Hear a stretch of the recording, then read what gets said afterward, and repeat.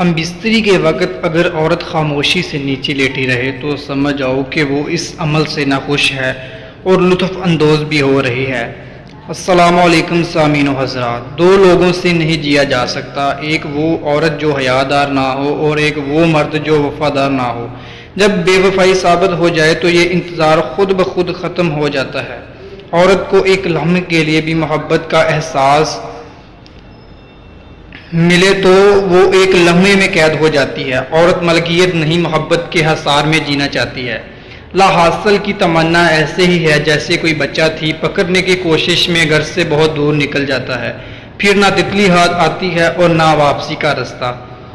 عورت کو اگر وقت، محبت اور عزت دی جائے تو وہ جان دے سکتی ہے، مگر کبھی بے وفائی یا دھوکہ نہیں دے سکتی۔ سچی محبت ہی تو مشکل وقت میں ساتھ دیتی ہے۔ ہاتھ وہی چھوڑتے ہیں جو نبھانے کے قابل نہیں ہوتے۔ خوشی کے کچھ پل چرا لینے کا نام زندگی ہے۔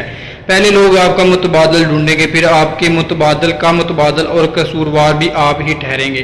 محبت کی کمی جوانی پر بڑھاپے کی مہر لگا دیتی ہے۔ اعتبار روح کی طرح ہوتا ہے، ایک دفعہ چلا جائے تو واپس نہیں آتا۔ لوگوں کو حق بات بھی وہ پند ہے جو ان کے حق میں ہو۔ وقت اور سمجھ ایک ساتھ خوش قسمت لوگوں کو ہی ملتی ہے، کیونکہ اکثر وقت پر مجھے نہیں ہوتی اور سمجھنے تک وقت نہیں رہتا۔ عورت کو متاثر کرنا بہت آسان ہے، وہ غیر مرد سے ملنے والی ذراعی محبت، عزت اور احساس سے ہی اس کے عشق میں مبتلا ہو جاتی ہے۔ ہم بستری کے وقت اگر عورت خاموشی سے نیچے لیٹی رہے تو سمجھ آؤ کہ وہ اس عمل سے ناخوش ہے اور لطف اندوز بھی ہو رہی ہے۔